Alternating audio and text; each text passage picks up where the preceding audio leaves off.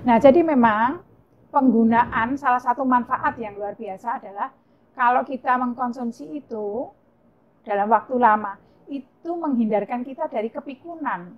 Karena kan suatu saat nanti kita akan pikun ya, karena semua sel memori sudah.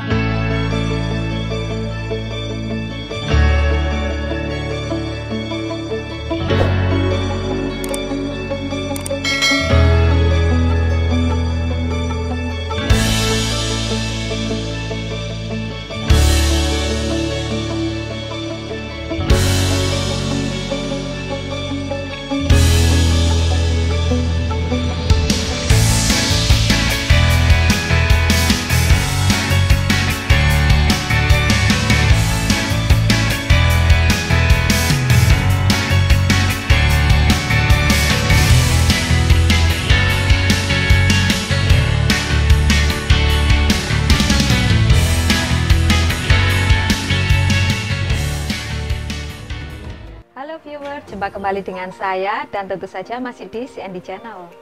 Viewers, bagi kita yang hidup di daerah tropis tentu saja tidak asing dengan berbagai macam tanaman herbal dan segudang manfaatnya. Kadang tanaman ini tumbuh liar di halaman kita tanpa kita tahu sebetulnya manfaat apa yang terkandung di dalamnya. Salah satunya adalah daun pegagan atau nama latinnya Centella asiatica.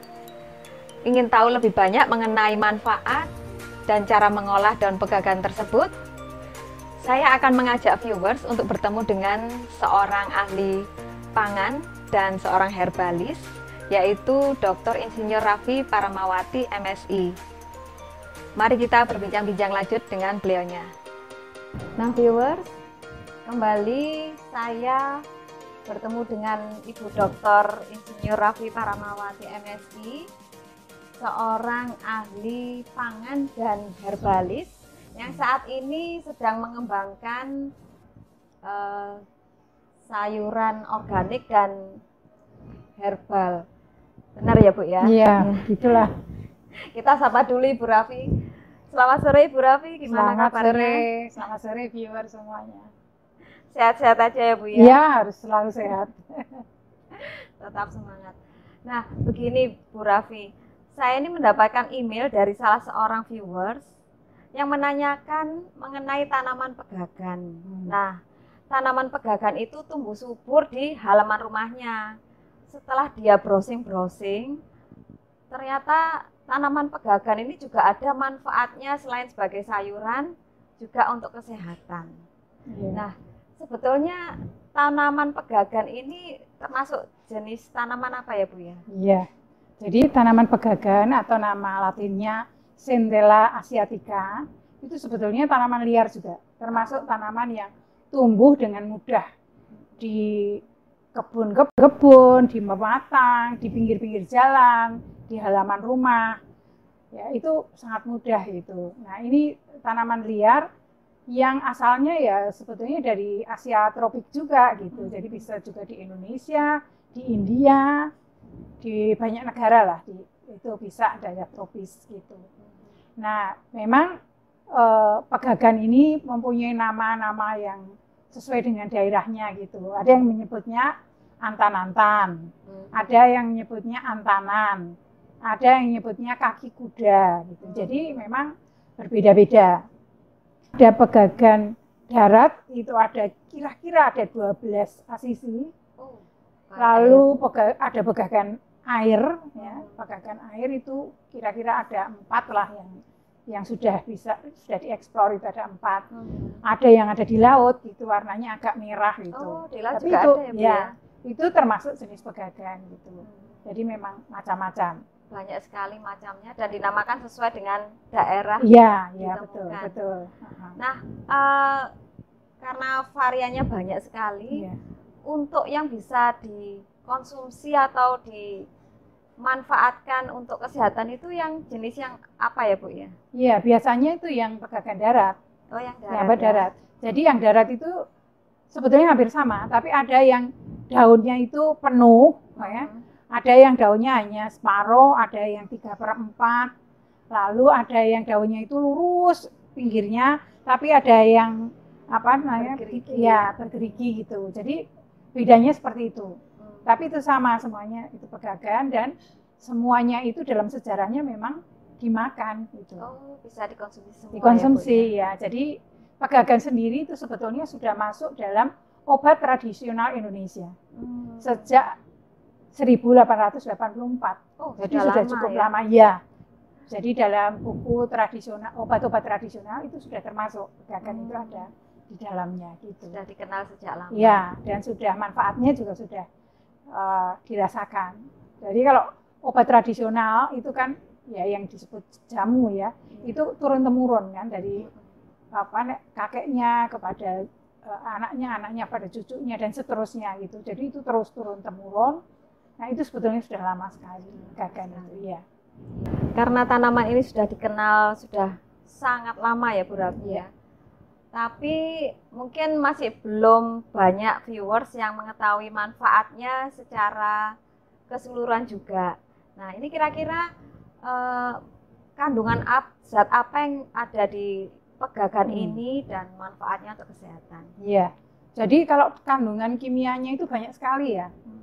Ada yang namanya yang sangat penting itu asiatikosid ya, asiatikosid. Tapi ada juga tenkunisid, isotengkunisid, brahmik acid ya, asam brahmik. Lalu macam-macam yang lain banyak sekali isinya. Ada terpenoid, ada isoterpenoid, triterpenoid, itu banyak ya. Jadi isinya macam-macam. Nah, salah satu yang sudah diketahui dengan pasti itu asiatikosid tadi. Jadi kualitas pegagan itu biasanya ditentukan oleh berapa banyak kandungan asiatikosid itu. Itu apa itu, Bu? Nah, asiatikosid ini mempunyai sifat dia itu bisa mengaktifkan saraf memori. Nah, sehingga ya sebetulnya dia juga ada ya, untuk stamina juga ada gitu asiatikosid itu. Tapi terutama adalah yang untuk memori. Karena ingat ya, Bu, ya? daya ingat. Sehingga untuk lansia ini bagus sekali.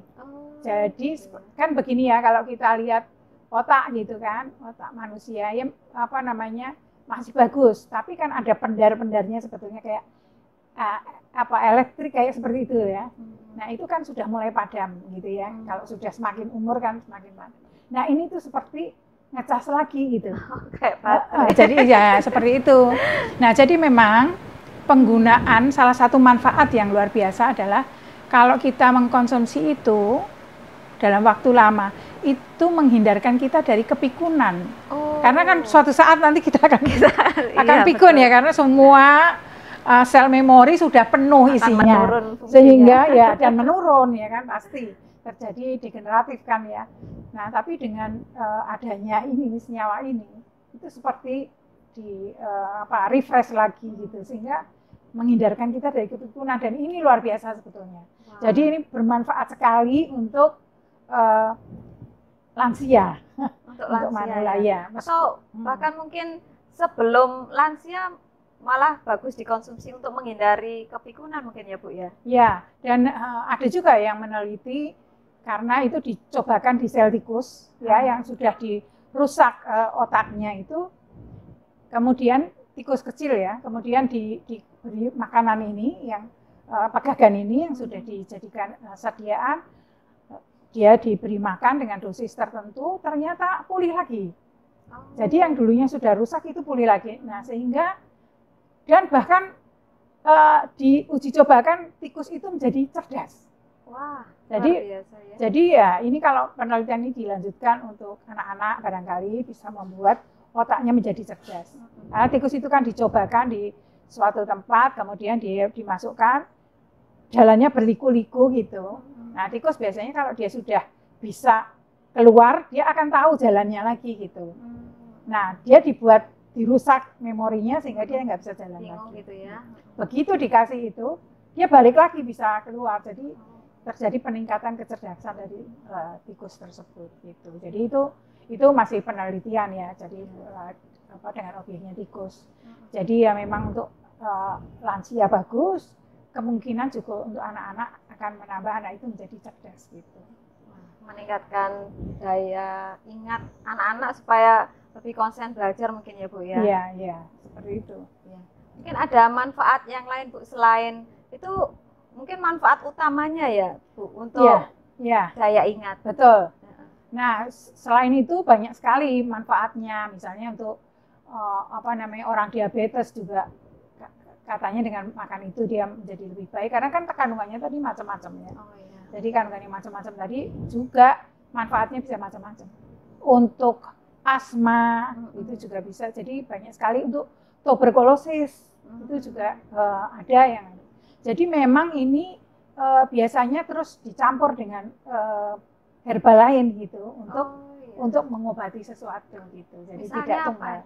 Ya misalnya tuberkulosis tadi, ini dicampurkan dengan herbal lain untuk pasien yang TBC gitu ya. Jadi ternyata bagus juga gitu.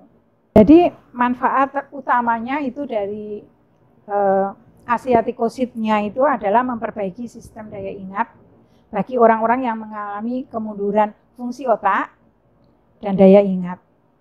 Lalu juga sebetulnya ini mirip dengan ginkgo biloba. Jadi sering disebut sebagai ginkgo bilobanya Indonesia. Oh, ya, ginkgo bilobanya Indonesia. Kita kan tahu ginkgo biloba itu kan dari Cina ya, tapi ginkgo biloba Indonesia ya ini gitu. Ya, kemudian juga meningkatkan IQ. Jadi seperti tadi yang diceritakan tikus tadi ya. Lalu meningkatkan ketahanan tubuh, ya jelas itu stamina juga. Lalu memperlancar keluarnya air seni, jadi ini bisa diuretik ya fungsinya. Di Cina itu pegagan dipakai sebagai tonikum, ya karena memang stamina tadi. Ya, sedangkan di Malaysia itu sudah lama digunakan untuk mengobati bronkitis, juga asma gitu ya. Lalu mah, keputihan, gangguan ginjal, ya. Lalu ya karena fungsinya diuretik tadi ya, jadi untuk memperlancar ya, jadi untuk mengobati radang saluran kencing. Ternyata begitu banyak sekali ya manfaatnya ya Bu ya dari pegagan ini yang dan uniknya dia hampir sama dengan ginkgo biloba ya Bu ya. Iya, betul. Ginkgo bilobanya Indonesia. Betul ya. Nah, karena tanaman ini tadi Bu bilang bisa tumbuh di mana saja, termasuk salah satu tanaman liar di sawah, di pinggir jalan, di mana-mana. Nah, sepertinya nggak sulit ya Bu ya untuk menanam pegagan ini. Iya, sangat mudah. Jadi dia ini sebetulnya menjalar. Jadi menjalar di tanah ya. Jadi ketika kita mengambil satu rumpun, lalu kita tanam di halaman rumah misalnya. Nah, dia membutuhkan air banyak. Jadi ketika dia banyak air, maka dia akan tumbuh dan tumbuhnya itu menjalar terus gitu. Akhirnya dia akan memenuhi halaman kita. Sangat mudah seperti itu. Mudah. Iya. Dan bisa juga untuk kayak menutup. rumput. Ya, bisa seperti rumput memang. Ya. Dan nanti kalau kita panen itu misalnya ya, kita potong, kita ambil daunnya untuk diproses. Dia dalam waktu 1 minggu akan penuh lagi, ya jadi cepat sekali. Ya itu asal kita airi dengan benar gitu ya. Karena itu seperti yang saya lakukan. Jadi di halaman belakang saya gunakan sprinkler, kan otomatis itu airnya banyak gitu ya. Airnya bisa membasahi semuanya. Jadi tidak disiram tapi dengan sprinkler aja. Jadi ketika dipanen ya seminggu lagi sudah tumbuh baru lagi dan semakin banyak gitu. Iya, jadi sebulan ya bisa sekali dipanen gitu. Jadi dipotong, nanti muncul lagi daun-daun baru, udah mulai gede. Nanti bulan depan dipotong lagi gitu. Jadi seperti itu, sebetulnya mudah. Rumah tangga bisa menanam itu. Ya. Ini Bu, untuk memotongnya itu kan sebetulnya kalau kita ambil akarnya mudah sekali untuk tercabut ya Bu ya. Tapi ini dipotong sehingga daunnya saja atau gimana Bu? Iya, kalau mau diproses kita ambil daunnya kan.